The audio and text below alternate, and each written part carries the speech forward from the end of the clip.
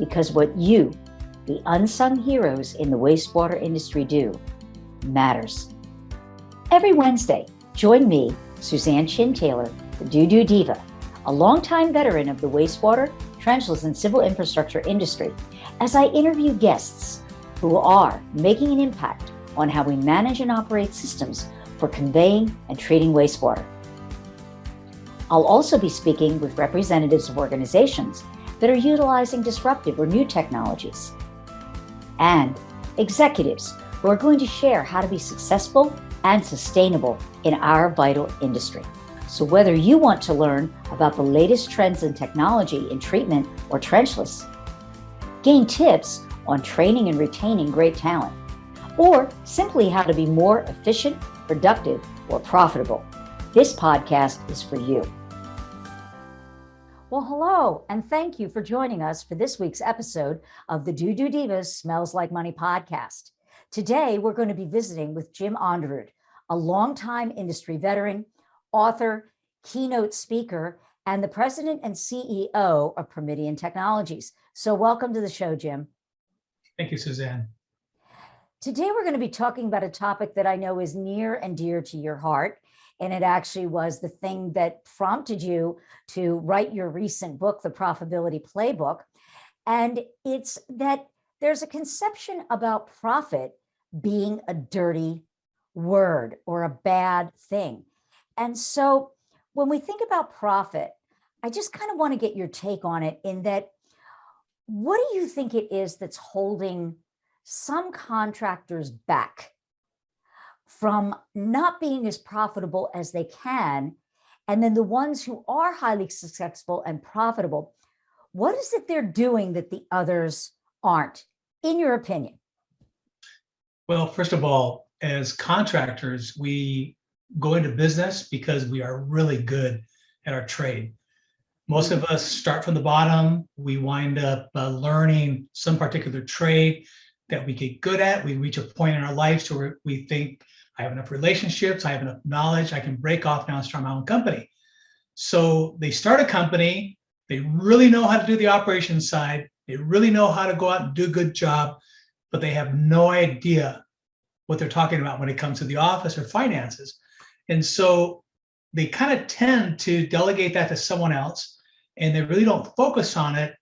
And so that's really where they get in trouble. And the ones who are, do you see that the businesses that are successful, they probably still delegate to someone in the office because they're not going to be their own bookkeeper.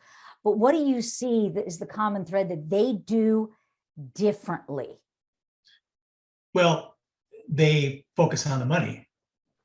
I think there you go. So many of us are when we begin, we're just kind of intimidated by the whole world there of accounting, and we just really don't know what we're doing. And so oftentimes, especially when things get difficult, we tend to go do what we're good at, not what we're not. And so people who develop and really learn finances are the ones that succeed. Let's face it, how many contractors, have a business degree? I mean, it's just pretty rare if at all. And so when it comes to learning about finances and focusing on the finances, it's just something that doesn't come naturally. It really takes an effort. And so, we need to have purpose as far as being business people. We have to really define what we want to do and what we have to do, and not just shoot from the hip, because when we shoot from the hip, we're not going to get there. And frankly, we can't take for granted that we're making a profit or not. If we don't know if we're not making a profit, then we need to figure out some ways to find out, because if we're going out and we're working every day, and we really don't know what our cost of business is, we're going to wind up in trouble. Why do you think profit has been so vilified? And why is it so important that, to change that mindset, especially as small business owners? Big corporate, we think of, oh, they're just all about making the profit. And I think that's where it comes from, is that big corporate mindset where we feel like the victim. But as a small business owner, we're victimizing ourselves that's how I see it, we're victimizing ourselves if we don't see profit as a positive thing. So what do we need to do to shift that mindset? Well, first of all, that's really come from the media. the media has perpetuated the fact that profit is evil, corporate greed, all these things over the years have been put out there to really demonize it. And I can assure you that those people who are saying that have no idea how business works. They probably never needed to make a profit in their lives. And so what we need to look at the fact is that profit is business. Profit is success. Without profit, we're out of business. You can't go out and break even. You can't have your people go out and work for a day just to keep them busy when you're losing money, because each company begins with a certain amount of money that they can work with. It's called operating capital. That operating capital that you start out with has to sustain you. It has to be able to weather payables, receivables. Sometimes receivables take a long time to come in, and you have to have enough money to be able to weather those times. And if that's not building and growing, and if you're not making a profit, then your operating capital is shrinking, which means that eventually you won't have enough money to pay your bills. And so we want to make a profit because we want that to grow. We want to be able to have a profit so that we can invest in new equipment. We want to grow. We want to be able to hire more people. And we need, obviously reserve money to be able to weather those difficult times. And so that's all about profit. Without profit, there is not a company in the world that will succeed. Jim, you talk an awful lot about the importance of understanding the numbers, in all your presentations, your books, your workshops. And so for those contractors that are maybe new to the business, or maybe they have been around for a while, but this is just a subject matter that they're not comfortable with. And as you said earlier, they kind of, delegate that to someone else, and they know that they really need to dive in and get a better handle on this. What sections, or I would say parts of understanding the numbers, if they're starting out and they're looking at this, what's that old expression? How do you eat? I hate the expression, but how do you eat an elephant one bite at a time? What are those first essential items that they should really be focused on to learn about that will help them the most to build a really good foundation for their financial knowledge? Well, just the basics. And, so we're talking about the simplicity of selling something and being paid for something. Okay. And, if we broke it down on a cash basis, it would probably be a lot simpler. But since we're talking about going out and doing work and then being paid for that work. So when we do that work, we're talking about our receivables. When we have to pay for something, it's our payables. And so really understanding the difference between those, understanding that when we make revenue, that revenue is just the amount of money we make, but it doesn't mean really the profit. So if you have, $1,000 in revenue, but you have $1,500 in cost, you're not making money, right? And so I think it's really important that we kind of understand what profitability, I'm coming back to profitability, because that's really the bottom line, is that we really focus on what we're making. And we'll talk later a little more about, I believe, about job costing, which is a great way to really kind of track that. I think that we need to understand our operating capital, what that is, how our payables affect it, how our receivables affect it, because every single thing we do within a company affects our finances. Every decision, everything. Whether we decide to let somebody work an hour of overtime, whether we purchase something, if we neglect keeping an eye on our employees and they're just kind of milking the clock. All those decisions, whether they're actual decisions or whether they're just apathy, affect the bottom line. And so I just think that someone who's just not comfortable in that area, if they begin to just look at the basics, and spend time looking at the books, I think, like I said earlier, people tend to ignore things they don't understand, and there's intimidation in it. But I think just by spending a little bit of time understanding what your costs are, because that's really the basis of it all. If we don't know what it costs us to do business, then we don't know if we're making a profit, right? So we need to know what our fixed costs are. We need to those are things like your vehicle payments, things that you pay for every single month. They don't necessarily change. You have your fixed variable costs, which are things that are there every month, but yet they vary. That can be payroll, for example. And that's usually the biggest part of our expenses as contractors because we're providing service. We're not, some of us do have products, which is kind of a different thing, but most of us are dealing with service. And so we are using muscle, we are using employees to go out and perform work. And so that's going to grow the payroll. So, and we need to understand what our variable costs is, what the variable costs that fluctuate from month to month. Sometimes we have them, sometimes we don't. They could be things like taxes or utilities or insurance, just things that basically vary from month to month. And so I just think trying to, one step at a time, understand each of these things. Don't get overwhelmed. Don't sit there and look at some of these articles that can just bury you. And all of a sudden you're thinking, my gosh, I'll never understand this.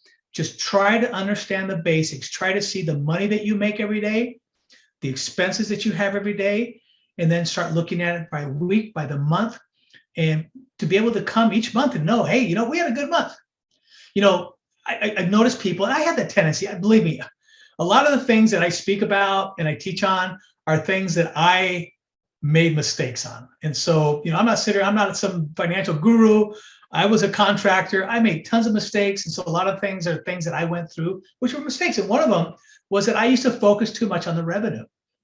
Hey, we had a great month. This is the most revenue we've generated since we've been in business. So people ask you, hey, did you make money? Yeah, we're making great money. Where in fact, you may be losing money. Sure, you're making more money, but if your cost of business is higher, then you're not actually making money. And so many times people are ignorant of that. And they'll go month after month after month. They'll have loser contracts. They'll have bid it wrong, maybe too low. Maybe they're putting too much labor into it. And they have no idea whether they're making money or not. Well, what's happening is little by little, the operating capital is being eaten away. Yes, we're still functioning. It seems like everything's okay because, hey, there's money in the bank. We still have receivables coming in and we're servicing our payables. But little by little, our payables start increasing to the point to where that's kind of sustaining us and our operating capital is diminishing to one day, all of a sudden, we can't pay the bills. There's no money in the bank. What do you mean there's no money in the bank? And it hits people blindsided because they didn't prepare for it. They didn't realize what was happening. So ignorance is not a good way to operate your business. The way you operate is knowing exactly where your money goes. And like I said, it's intimidating, but just taking a little time to understand the basics can go a long way. Well, that's a perfect segue into, we've talked about this, is that are you proactively running your business or are you reactively running your business? And so what can you do to make sure that you are staying in the proactive mode instead of the reactive mode?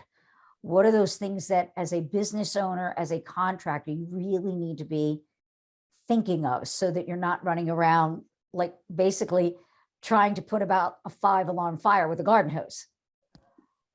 And you see people like that in personal life. You see people in business that are running around like a chicken with their head cut off. Right. And they're like firemen. They're sitting back. Okay, what's the next shoe to drop? What's the next crisis going to come? And so they sit back waiting for the crisis to strike instead of taking steps to avoid those crises. And so good businessmen, business people, are people who anticipate things before they happen.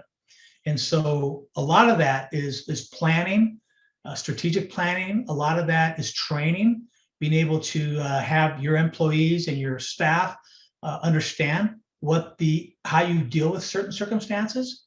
So for example, when a crisis does hit and you find out that they didn't react to it in the right way, well, it's a crisis, you deal with it, but you use it as a training tool.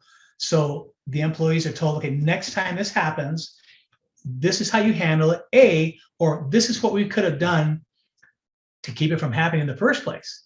As an example, is maintenance. A lot of people don't want to spend the money on maintenance, and it costs money to do preventative maintenance. But with preventative maintenance, then you're not having those crises where you're on the job, your vehicles break down, because that has further repercussions. Suddenly your customers are going like, man, this guy, every time he comes out, his stuff breaks down, or it's dirty, it's not well maintained.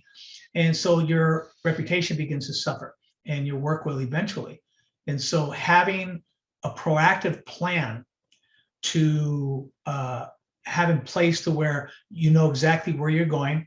One of the things that I talk extensively about is a budget. And I won't get into detail here, but when you're creating a budget, you're basically going through all the different costs that you anticipate to have in the coming month. Well, that's giving you a vision to the future, right? So that you can actually start planning and seeing things clearly. When you're doing a budget, you're going, hey, what do you mean we're spending, $500 on phones? That seems excessive. Let's research that. Let's kind of here and there kind of peel back some of these costs. But when you're just reactive, you just keep going along. Maybe you're paying places that you don't need to pay. So a budget is great because you're sitting down with your employee or your staff and you're planning what's going ahead. Yes, you have books, you have profit and loss statements. Those give you a light into the past. But doing a budget gives you a light into the future. And that's being proactive. That's looking ahead, not just waiting for the shoe to drop, but taking proactive steps to make sure that you are making good decisions going forward. For those of you who are interested in doing a deeper dive into this subject, Jim has just published a wonderful, easy to read how-to book entitled The Profitability Playbook, where it gives you tips on how to be profitable. There's great exercises and real world examples, and I highly recommend it. It's an easy read, and it's been done in such a way that it can make an easy reference that if you need to go back and, how did we do that? There's great spots in there to help coach you through, great for beginners and novices and even experts alike, because even us old dogs in the industry can learn something new every day. The book can be found at Amazon.com. And also you can pre-order it through thetuitgroup.com in the bookstore. Well, that was great. I love that comparison between the P&L and the budget and each of their roles for business management of looking at the past and then uncovering what's to come. It's great analogy, great analogy. Well, that's all the time we have today for this segment, but Jim has graciously agreed to stay on and do a part 2 that will air next week. So please come in and visit with us again. Next episode, we are going to be talking about something that I know is very near and dear to Jim's heart, and that is job costing.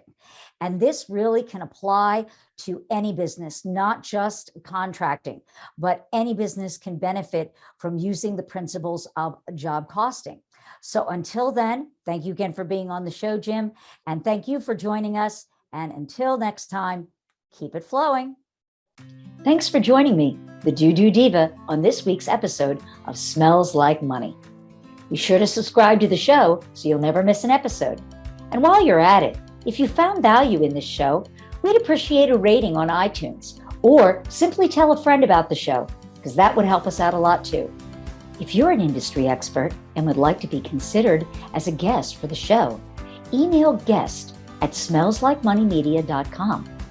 Tell us a little bit about yourself and the topics you'd like to talk about, and we'll be in touch. For more information about our family of marketing, international business development, and workforce training companies dedicated to the empowerment and education of our industry, call us at 760-217-8010 or email me at raven@creativeraven.com. Until next week, a big shout out to all my industry friends and those who will be. You're my superheroes.